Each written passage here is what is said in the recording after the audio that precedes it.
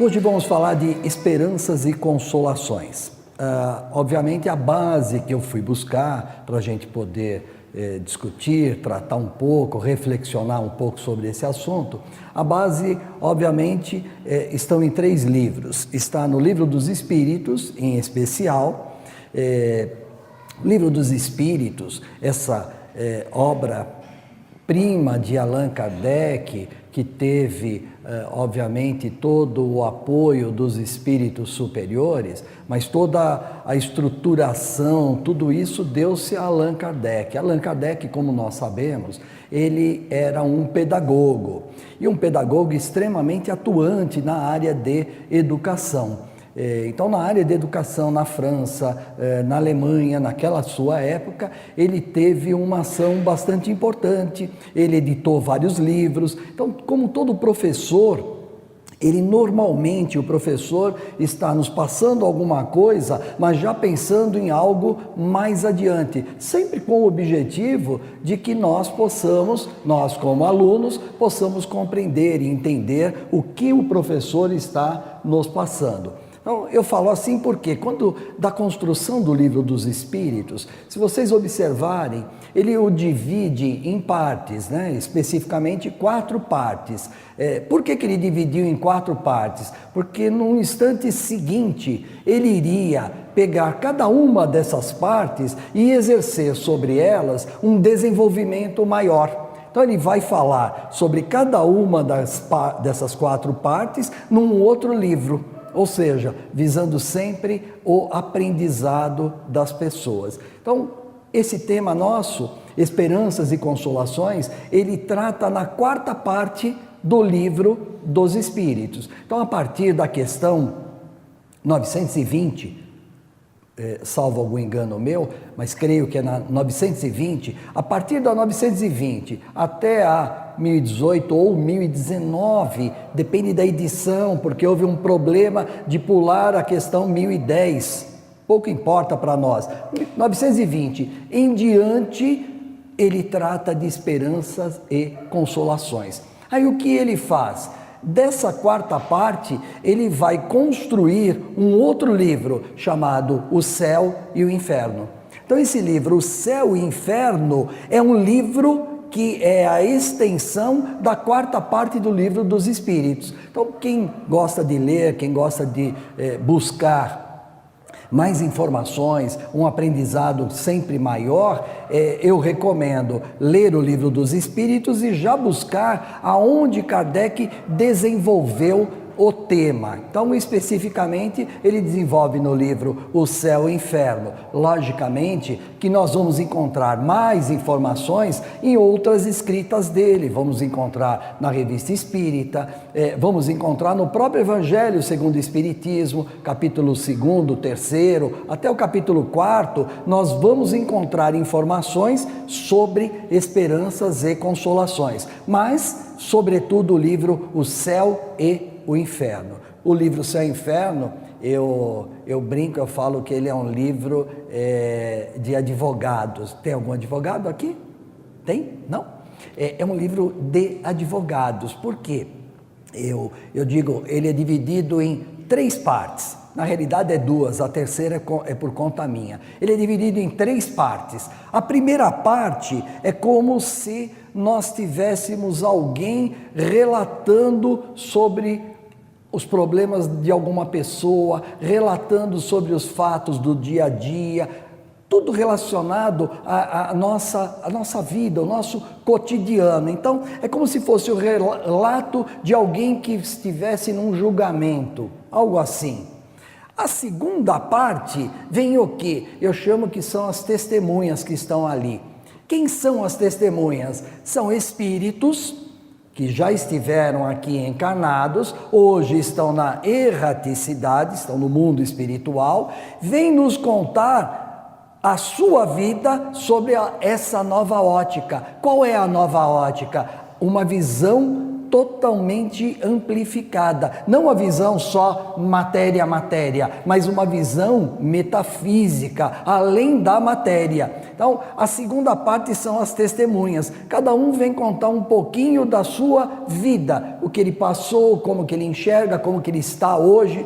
E a terceira parte, por conta minha, é o juiz. É o juiz que vai lá, lê o livro e faz o seu próprio julgamento. Sou eu sou o juiz, é a minha consciência. Então, eu leio o livro e vejo aonde eu me encaixo. Aonde eu me encaixo na primeira parte, o que eu estou passando, aonde eu me encaixo na segunda parte, com essa testemunha me ajudando a entender o que eu estou passando. Então, eu sou o juiz de mim mesmo. Então, por isso que eu brinco, falo, é um livro de advogados, né? Acusação, defesa e o juiz. Bem, esperanças e consolações.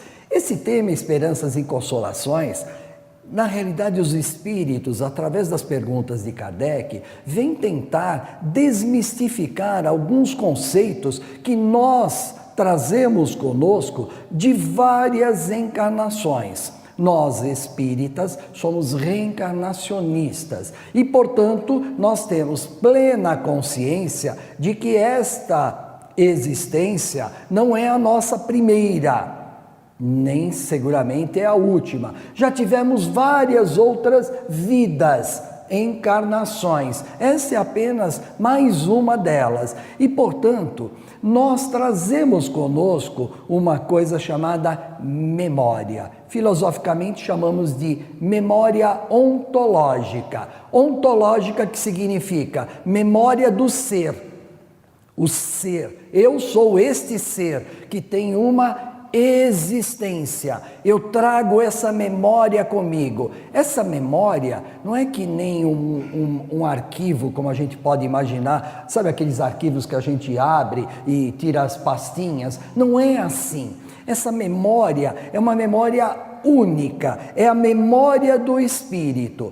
Nesta memória está gravado todo o caminho desse espírito, toda a nossa história, que ninguém nunca nos contou, mas que nós a sabemos, está gravada nesta memória. Então é nessa memória que eu vou acessar as vidas passadas, é essa memória que eu vou acessar as coisas que eu conheci e como eu estou. Ela é o acesso direto à minha condição atual. Eu estou de acordo com a minha memória ontológica, é a memória do espírito. Eu guardo todo o meu caminhar. Portanto, se nós somos reencarnacionistas, a gente guarda todas as vidas passadas nesse arquivo único, nesta memória. Não do jeito que às vezes a gente pode imaginar, então é um filme que vai passar da minha vida inteira. Não necessariamente. Essa memória são fatos importantes, principais, sempre sobre o ponto de vista moral. Essa memória não fica guardando coisas, armazenando coisas nela desnecessárias. É desnecessário a cor da minha roupa, é desnecessário se o Eduardo nesta encarnação perdeu os seus cabelos ou deixou de tê-los. Isso é tudo material. É necessário eu alojar nessa memória o quanto eu progredi sob o ponto de vista moral. Então, isso é necessário. É necessário os amigos, a família. Quem são os espíritos do meu convívio, que estão lado a lado comigo no cotidiano, no ambiente de trabalho, na minha casa, aqui numa casa espírita como essa? Quem são os amigos que estão nos abraçando e nos auxiliando? É essa troca é que eu vou alojando na minha memória, vou guardando, vou gravando e trazendo todo esse alojamento para as outras encarnações. Por que eu fiz questão de fazer esse preâmbulo? Para mostrar para cada um de nós que nós somos responsáveis por toda a história deste planeta. A história desse planeta é um contínuo. Nós vivemos essa história e nós estudamos essa história. Olha que interessante. Todos nós vivemos essa história o tempo todo, porque é um contínuo. Nós temos várias vidas, várias encarnações. Só que nesse momento eu estou olhando para a história e estudando e tentando tirar dela o maior aprendizado possível. De posse do que eu estudo? De posse da minha memória. É a minha memória que vai acessar essa história, esse contínuo do espírito. Eu acesso e vou observar o quê? Vou observar quantas coisas nós já vivenciamos e alojamos na nossa memória. Então a gente alojou na nossa memória coisas lá do Egito Antigo, lá da Babilônia, coisas que nós alojamos porque nós vivenciamos tudo isso. Da Idade Média, do início do cristianismo. Às vezes a gente fala, a igreja foi culpada por isso ou por aquilo. Quem é a igreja? Nós somos a igreja. Nós fazemos parte da história. Nós vivemos a história. É que hoje eu estou fora dela, eu olho como se eu não tivesse feito parte. Só que eu sou parte integrante desse todo, desse contínuo. Então não é a igreja que impôs, que colocou essas coisas. Nós é que colocamos, nós é que vivemos tudo isso. Então, ao viver tudo isso, nós vivenciamos inúmeros aprendizados distorcidos. Gradativamente, estamos ampliando a nossa visão. Gradativamente, estamos buscando mais conhecimento. O nosso intelecto e o nosso moral, ele vem no constante desenvolvimento. Então eu vou buscando sempre o aprendizado. Só que eu tenho na minha memória guardado o quê? Rituais, eu tenho mitos guardados na minha memória, eu tenho inúmeras coisas, inclusive coisas extremamente voltadas à matéria. Aí eu começo a olhar, poxa, por que será que naquela fase da minha vida nós criamos conceitos como em céu, como inferno? Por que nós criamos esses conceitos? Criamos e continuamos às vezes criando por causa da nossa memória. Nós buscamos sempre referência na matéria. Nós temos enorme dificuldade em compreender o metafísico. O metafísico, ele está no mundo espiritual. O mundo espiritual é um mundo metafísico. Nós não conseguimos compreender esse mundo. Por quê? Porque a gente tem por hábito delinear. A gente quer demarcar. Não dá para demarcar o mundo espiritual. Não dá para fazer uma bolinha e falar, olha, esta bolinha aqui é o mundo espiritual. Nós estamos dentro dessa bolinha aí. Não dá. É perceptível para nós o quê? O mundo material. O mundo material a gente percebe com mais facilidade. Então nós percebemos o planeta Terra, que é um mundo material. Percebemos ele porque ele é matéria. E estamos na matéria, encarnados na matéria, no corpo físico. Portanto, nós temos enorme dificuldade em enxergar o mundo espiritual. O mundo espiritual, ele é infinito. Nós não temos ideia aonde as galáxias vão chegar. A ciência, vez ou outra, ela vai buscando mais informações, que é o nosso intelecto. Então vai com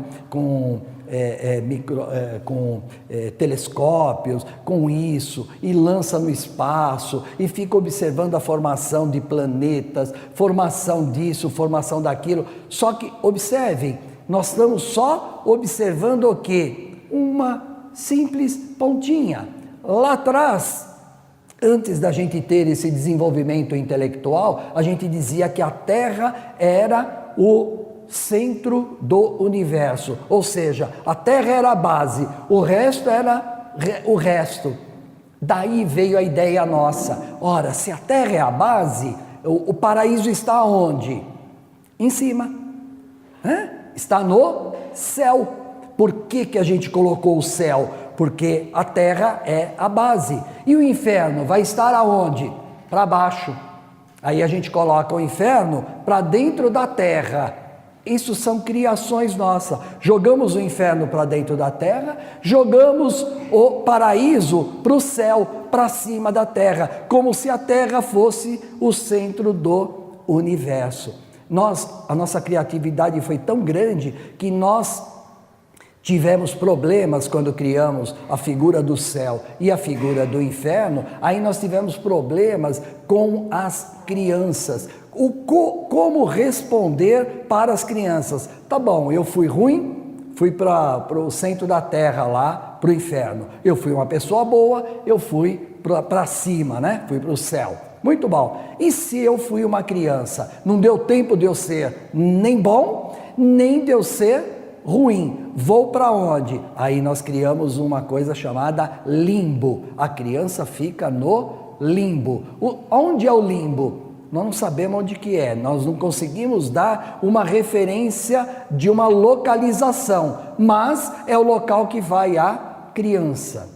Lá para o ano, eu não me lembro exatamente, 500 e alguma coisa, teve o chamado concílio, né?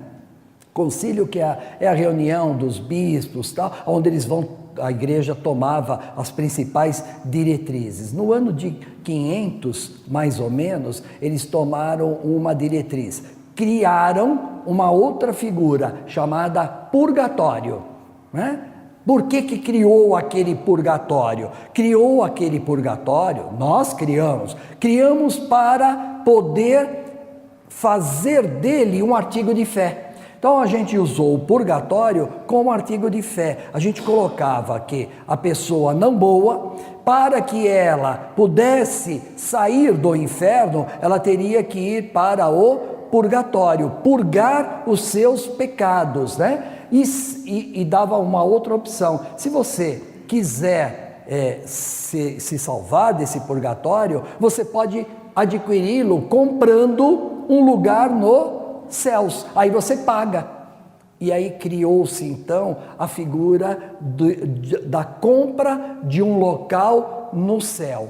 Aí o que acontece? Dentro da própria igreja surgem movimentos contrários a isso. Um dos que eu vou citar, apenas um, mas vários movimentos, um deles, o mais conhecido, foi Martinho Lutero. Martinho Lutero sai do seio da igreja porque ele é contrário a essa ideia. Essa ideia o incomodou muito de ter que vender a um lugar no céu para sair do purgatório e ir para o céu. Aí ele vai e cria uma condição que é a reforma da igreja. A reforma da igreja se dá pelo nome de protestar, daí o protestantismo. Ele está protestando contra aqueles conceitos da igreja. Então, grande massa da igreja migra para o protestantismo, protestando contra a igreja. Várias ramificações vão se criando, né? Por quê? Porque era contrário a vender um lugar no céu. Passou o tempo, o que aconteceu? A história é um contínuo. Passou um tempo, esses que criaram voltaram a exercer a mesma coisa, voltaram a pedir pagamentos para comprar alguma posição no lugar mais privilegiado. Então, primeiro nasce contra e depois volta a aderir esse pensamento.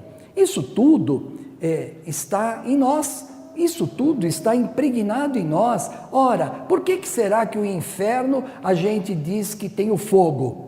Sabe por quê? Porque o fogo dói. Se dói, vai doer na minha pele. Então eu vou temer o fogo e vou tentar me livrar dele. Tudo isso é matéria. Tudo isso nós estamos pensando matéria. O convite que Kardec faz é: pense o espírito, não pense em matéria. Então o fogo é isso. A imagem do fogo é isso. Não satisfeito, nós criamos, além do fogo, criamos o demônio. Não criamos? Em uma figura bem feia, colocamos chifre, colocamos rabinho, colocamos o demônio numa condição que parece que o demônio é o Deus da coisa ruim. Então, é como se tivesse dois deuses, o Deus bom e o Deus ruim, porque nós demos muito poder. Olha o que nós fizemos, demos poder ao demônio, então ele passou a ter um poder extraordinário. Mas não imaginem vocês que essas ideias surgiram na Idade Média do nada. Essas ideias surgiram lá de trás, lá do paganismo, lá da mitologia.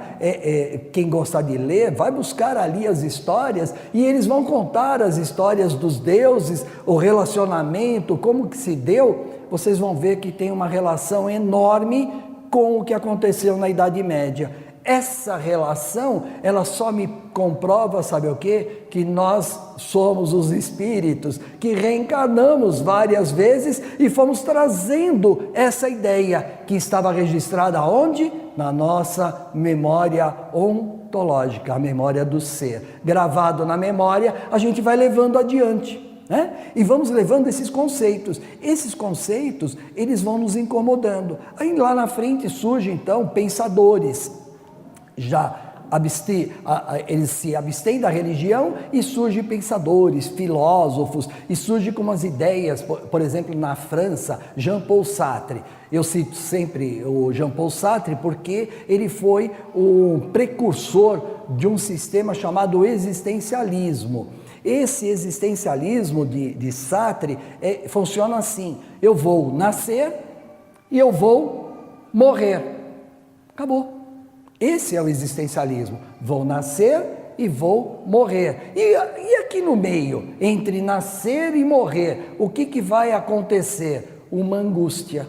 Para eles, uma angústia. Uma angústia porque, para eles, a vida é feita de escolhas. E essas escolhas é uma tremenda angústia, porque eu posso fazer boas escolhas, escolhas erradas, mas todas elas vão me levar para a morte. Isso é um materialismo absoluto, me leva para o nada. Está no Livro dos Espíritos. O nada não existe, nem o espaço que a gente imagina vazio existe. Imagine o nada. O nada não existe. Se ele não existe, como que eu posso nascer e morrer? Aí o Eduardo Gabriel, que mora na Moca, é só essa vida. O que eu fiz. Então, ótimo. Ainda bem que eu fui morar na Moca e vou levar isso para onde? Se eu nasci e morri e acabou. O existencialismo, ele não pensa nem como a igreja. Eu citei céu, inferno, ele não pensa nem nisso. Para ele, nasceu, morreu, acabou, fim. E não é assim, não é isso que a doutrina nos passa. Aí surge a doutrina espírita e ela surge para nos mostrar que esses pensamentos impregnados na nossa memória foram importantes para o nosso desenvolvimento, mas a doutrina nos convida a usar a razão, a pensar de maneira lógica. E quando eu uso a razão, eu começo a pensar de maneira lógica, eu gradativamente vou percebendo que existem falhas, existem brechas que não se encaixam com esses pensamentos. Então tem o pensamento materialista, o pensamento panteísta, o pensamento que citamos há pouco, céu, inferno, paraíso. Imagina, eu vou para o paraíso para ficar tocando harpa, ou com aquelas asinhas. Olha como a gente é criativo, a gente não coloca asinha no anjo. Sabe por que a gente coloca asa? Porque a gente quer materializar. Tudo a gente quer materializar, então a gente coloca asas, porque a gente imagina que o anjo tem que voar.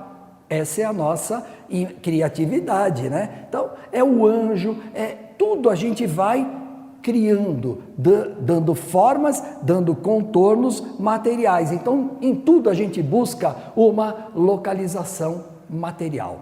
Aí vem a doutrina espírita, Allan Kardec vem, constrói, como falamos, todo o alicerce da doutrina, mas não podia faltar nesse alicerce a condição racional. E essa racionalidade, com a sua ciência, com a sua filosofia, ele vem colocar no Livro dos Espíritos. Quando ele nos coloca ali, questão 920 em diante, começa a perguntar para os espíritos sobre essa questão de localização, sobre essa questão de céu, inferno. Aí os espíritos gradativamente vão nos mostrando que, na realidade, tudo isso é criação nossa.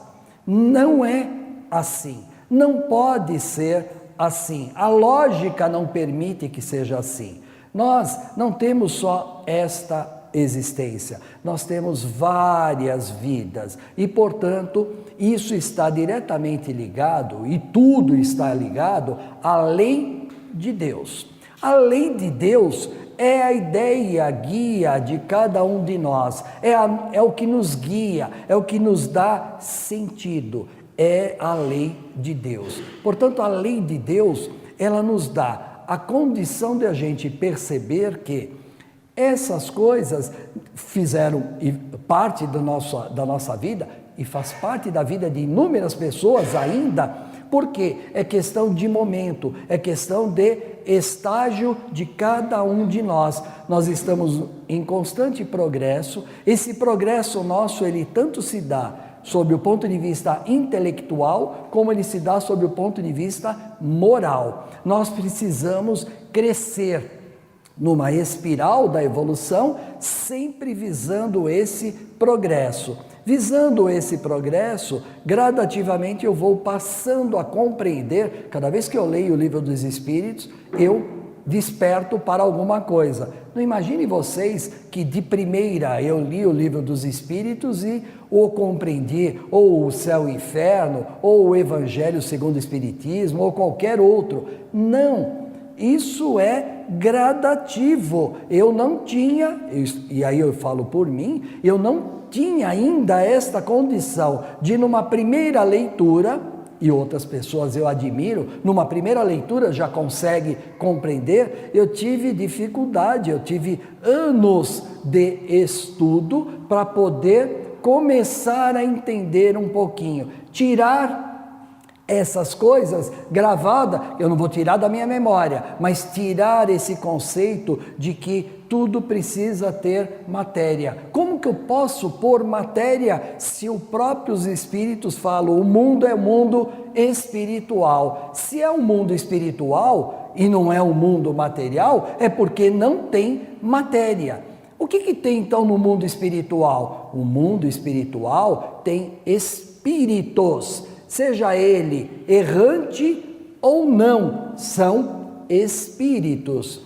Kardec chamou de errante aqueles espíritos que vão reencarnar. São espíritos que estão lá, ou espíritos já numa condição superior. Quando eles falam em condição superior, são espíritos chamados de ministros de Deus, que já atuam sobre a ordem direta de Deus, tem uma atuação completamente diferente, tem a governança desses mundos materiais, tem a governança de pleiades de espíritos, mas nós, ainda espíritos errantes, errante é aquele que precisa reencarnar. Nós errantes estamos no mundo espiritual buscando o quê? Oportunidade para uma nova encarnação. Eu reencarno aonde eu vou reencarnar? No mundo material, apto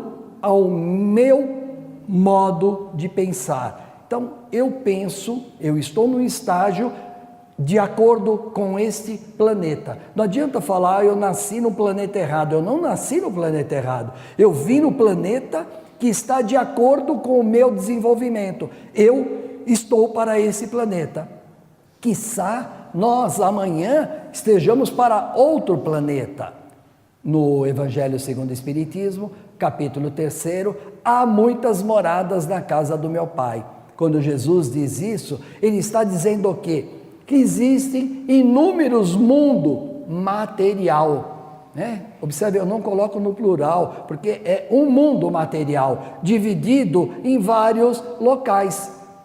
Planeta Terra, planeta tal, aonde é morada do espírito que vai reencarnar. Então, há muitas moradas. Quiçá nós possamos estarmos melhor preparados, evoluídos, para ir para um planeta mais evoluído. Aí nós vamos encontrar quem? Espíritos que estejam mais ou menos como nós estamos. Vamos pensar mais ou menos igual. Então, nesse planeta, eu ainda estou aprendendo muito. Ainda é um planeta de provas e expiações. Então, não é um planeta dos piores, mas está longe de ser um planeta dos melhores. Ainda é um planeta onde nós, espírito, damos muito mais valor à matéria do que ao espírito. A gente foca sempre mais na matéria. Daí a nossa dificuldade de compreender o mundo espiritual.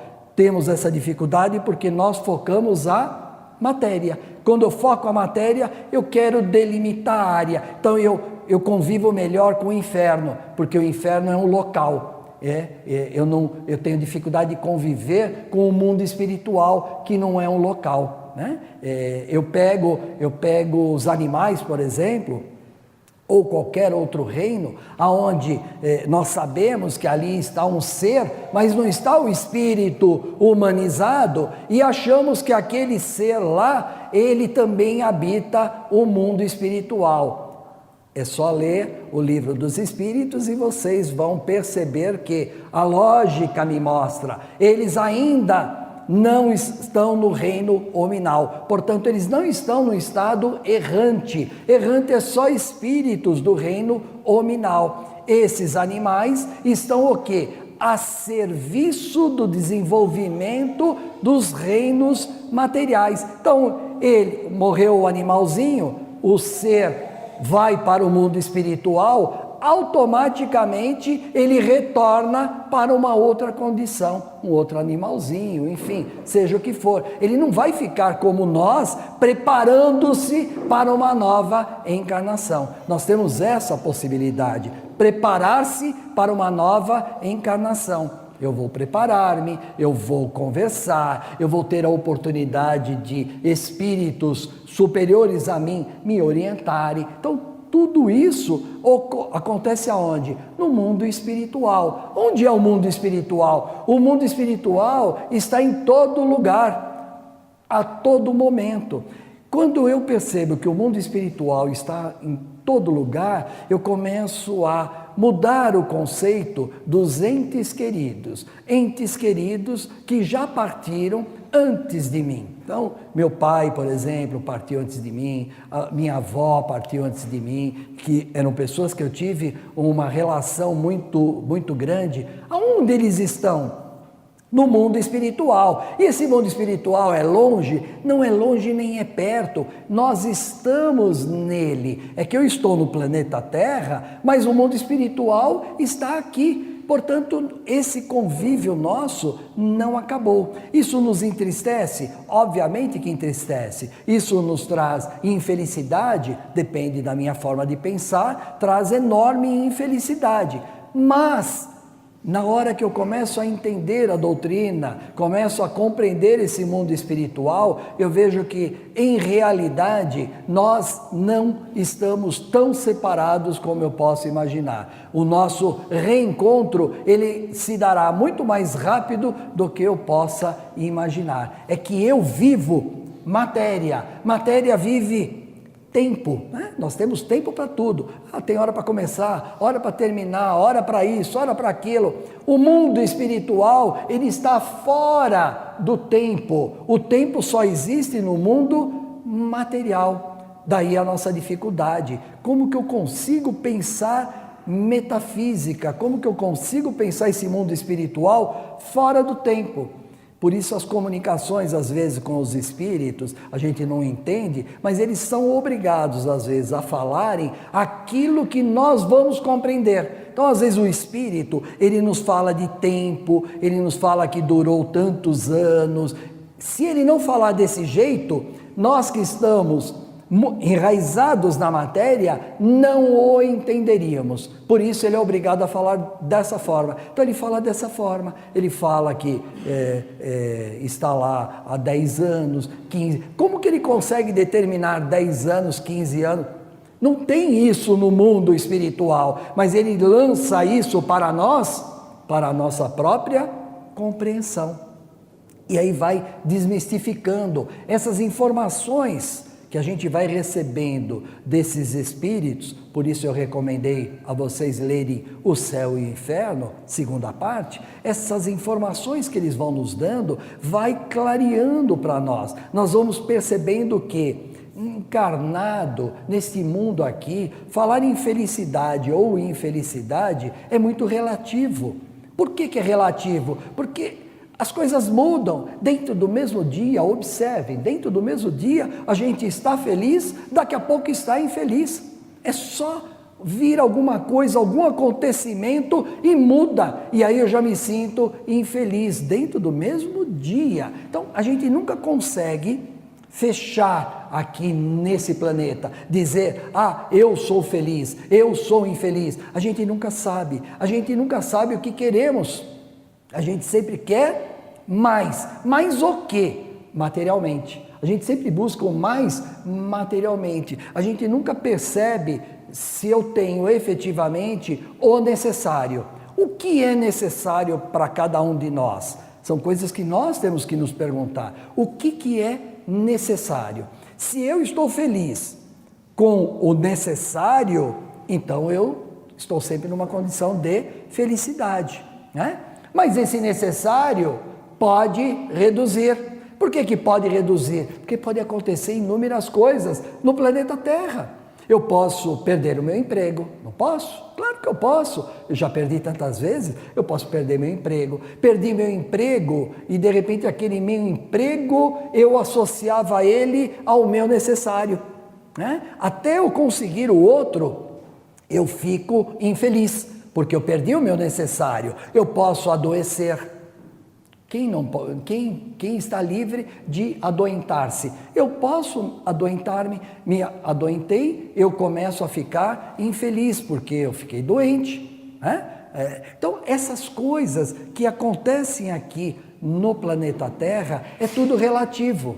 Depende da forma com que eu encaro. Se eu encarar isso de uma forma de tudo para mim é um aprendizado e tudo efetivamente passa, é uma forma de encarar que de repente eu não vou me tornar tão infeliz como outras pessoas. Mas essa infelicidade, ela move o nosso pensamento a condições, às vezes, terríveis. Leva pessoas ao suicídio, o pensamento da infelicidade. E existem inúmeros, eu tenho inúmeros amigos que foram ao extremo, suicidaram-se, né? E a gente às vezes suicida, comete esse ato achando que vai libertar-se, e você não se liberta. Eu espero ter passado isso para vocês.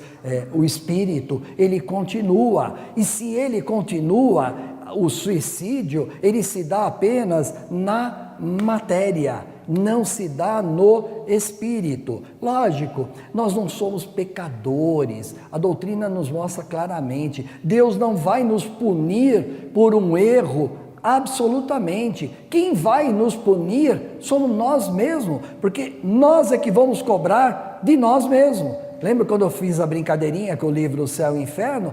Somos nós cobrando de nós mesmos. É a minha consciência olhando para dentro de mim mesmo. Sócrates falou disso, conhece-te a ti mesmo. É a minha consciência cobrando o que eu fiz desta vida.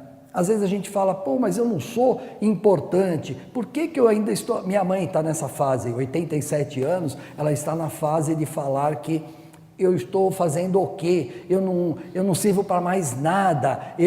Olha o pensamento, e aí você tem que explicar, você é importante, você é a pessoa mais importante para você.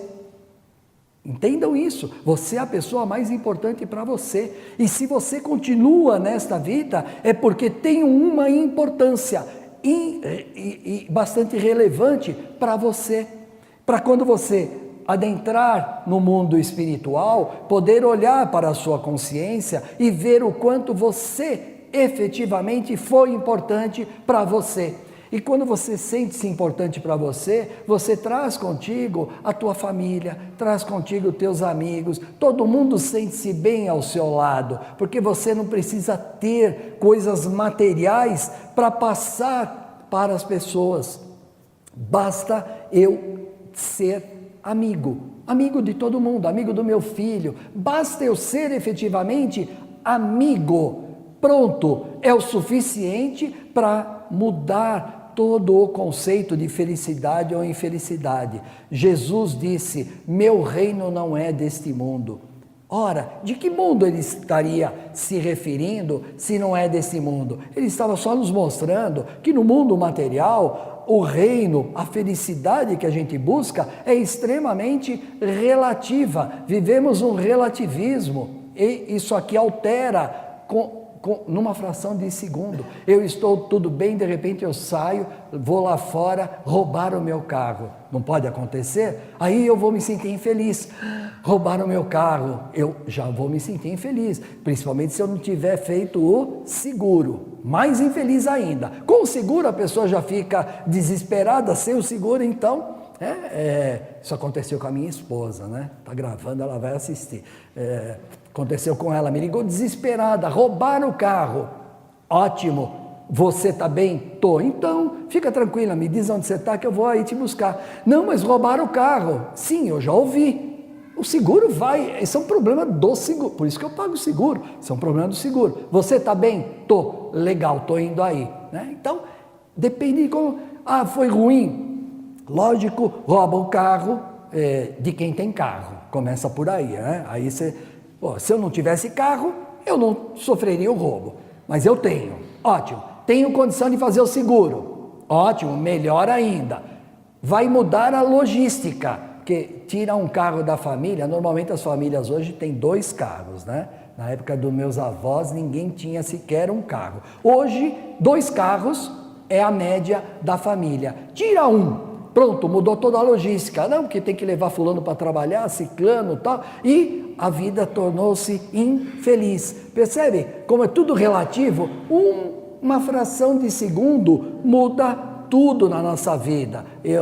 Coelho, tenho que citar. Coelho levantou abruptamente, deu uma dor terrível nas costas. Observe que ele não está andando de maneira bem ereta. Por quê? Por causa da dor nas costas.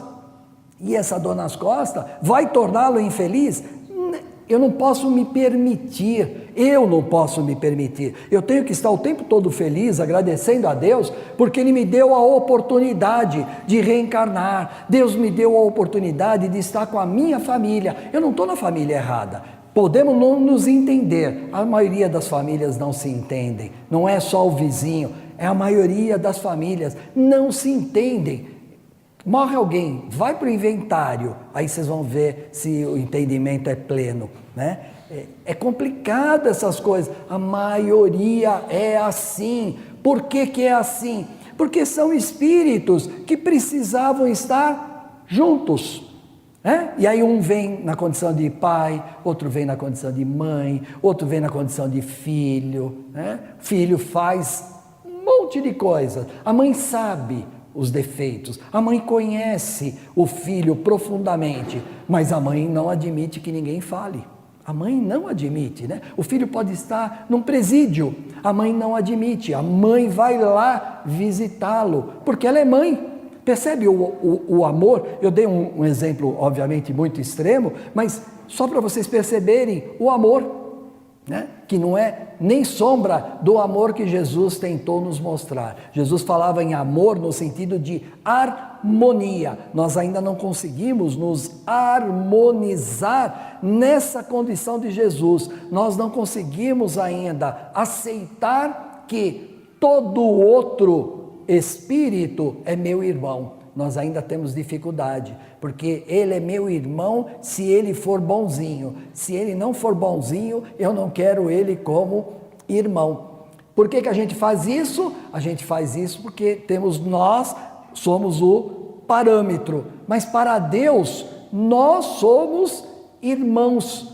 Todos somos irmãos. Então a oportunidade é igual para todo mundo. Não adianta a igreja ou qualquer um criar fórmulas de comprar um cantinho em algum lugar. Não existe esse algum lugar. Isso é claro. Convido vocês a lerem o Livro dos Espíritos. Façam isso, por favor. Não acreditem no que eu estou falando. Façam isso. Leiam racionalmente. E depois, um dia a gente vai se encontrar e vocês vão me dizer se eu tinha um pouquinho, não toda a razão absoluta, mas um pouquinho de razão relativa quanto é isso daí. Não tem lugar. Se não tem lugar, eu não vou nem para o céu e eu não vou nem para o inferno e não vou nem ficar no purgatório. Eu já vivo o purgatório. O purgatório está aqui, eu estou encarnado. Isso é o purgatório. Eu estou purgando o quê? Purgando os meus erros, os meus equívocos. Eu estou cada vez mais exercitando a lei de Deus. Esse é o purgatório. Encarnei, eu estou no purgatório, mas eu não vou nem para o céu, nem para o inferno. Eu vou evoluir, sempre progredindo. Ninguém vai retroagir. Nós vamos sempre progredir. Progresso constante. Isso é lei divina, progresso. Vamos progredir, vamos reencarnar outras vezes. Lógico que tem horas que eu falo, poxa, essa aqui podia ser minha última encarnação. Eu queria ficar lá em cima, olhando o coelho lá embaixo, né? E orientando ele, né? Passando inspiração para ele, né? Mas eu já na erraticidade, ainda não, por quê? Porque eu olho para mim e sei que ainda preciso muito crescer, muito evoluir. Já evoluí bastante? Lógico, é só eu comparar-me com a história, com o contínuo, eu já consigo raciocinar algumas coisas. Algumas coisas para mim já são claras. Essa clareza já me permite não ser melhor do que o outro, permite a mim mesmo buscar o meu progresso. Não é condição de, ele é melhor, ele sabe mais, ninguém sabe mais. É progresso e isso se dá individualmente, somos individualidades, não existe o panteísmo, nós não vamos morrer e o espírito vai voltar para o todo, isso é panteísmo, não existe, somos individualidades em constante progresso. Vamos viver, passar por essa encarnação com todos os problemas que nós temos. Esses problemas são parte do meu desenvolvimento. Eles só ocorrem porque eu criei esses problemas. Eu criei esses problemas quando? Eu criei eles ao longo das minhas vidas. Eu vou criando eles, e aí de tempo em tempo eu reencarno num planeta como esse, eu venho fazer as minhas provas. O que é prova? Eu venho provar que eu mereço evoluir, eu venho provar para mim mesmo. Nós escolhemos as nossas provas, gente, não é Deus que escolhe, nós escolhemos as nossas provas. Eu escolho vir aqui, eu escolho a família, eu escolho o local que eu venho. Como eu vou conduzir-me, aí é o livre-arbítrio, nós temos total liberdade para nos conduzir, ou por um caminho, ou para o outro caminho. O importante é nós termos em mente que tudo isso que faz parte da história, está na nossa memória. Nós hoje conhecemos a doutrina espírita e temos a oportunidade de perceber que não é exatamente como a história nos contou. Nós vamos viver sim, vamos progredir durante a vida, vamos morrer, não vamos morrer. Só a matéria morre, o espírito mantém a sua individualidade. Então, só o fato de manter a individualidade significa, vou me reencontrar com os meus entes queridos. Os meus entes queridos, que me faz muita falta, mas eu vou me reencontrar. Isso já é um consolo, é uma esperança enorme. Vou me reencontrar e quiçá vamos reencarnar todos juntos novamente, formando um seio de uma outra família.